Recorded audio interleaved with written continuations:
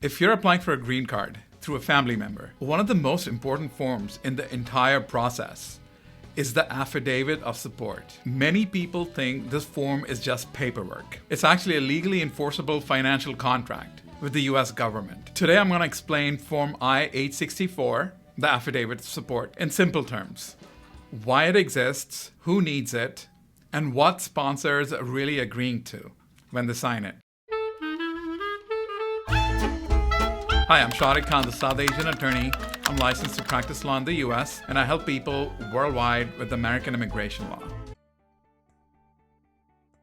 The Affidavit of Support is a document required in most family-based green card cases. By signing Form I-864, the Affidavit of Support, a sponsor promises that the immigrant will not become dependent on public benefits. In plain English, the sponsor is saying, if this immigrant cannot financially support themselves, I'll help support them. This requirement exists because US immigration law tries to ensure that new permanent residents are financially stable and unlikely to rely on government assistance.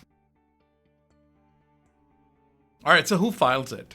The petitioner, meaning that the person who filed the immigrant petition. This form is actually required even if the immigrant already has a job, the immigrant has savings, or the sponsor or immigrant live together. In some cases, a joint sponsor can also file the Affidavit of Support. Why would you need a joint sponsor? If the petitioner's or the sponsor's income is not high enough. A joint sponsor is essentially a backup financial sponsor who meets the income requirements independently.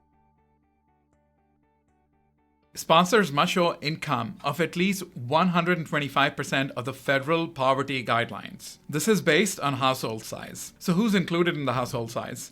The sponsor's dependents, the immigrant being sponsored, and anyone else who's already sponsored. For a family of two, it comes to $27,000 a year. And how do you prove it? USCIS mainly looks at tax returns, W-2s, and proof of current employment. If income alone is not enough, certain assets like savings or property may sometimes be used to qualify.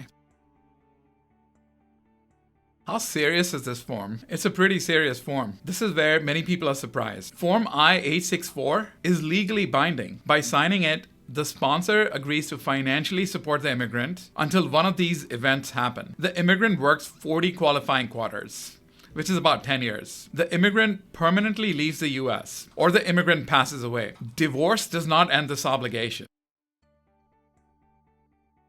All right, so here are some common mistakes I see. Submitting incomplete tax documents, miscalculating household size, using income that cannot legally be counted, forgetting that joint sponsors must qualify independently. Small mistakes on the Affidavit of Support can lead to RFEs, or significant delays.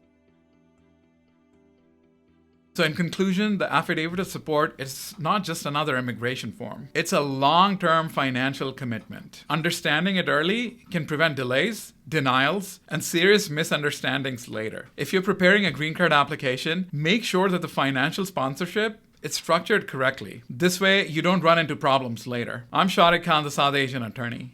If you found this helpful, please like and subscribe. All right, I'll see you next time.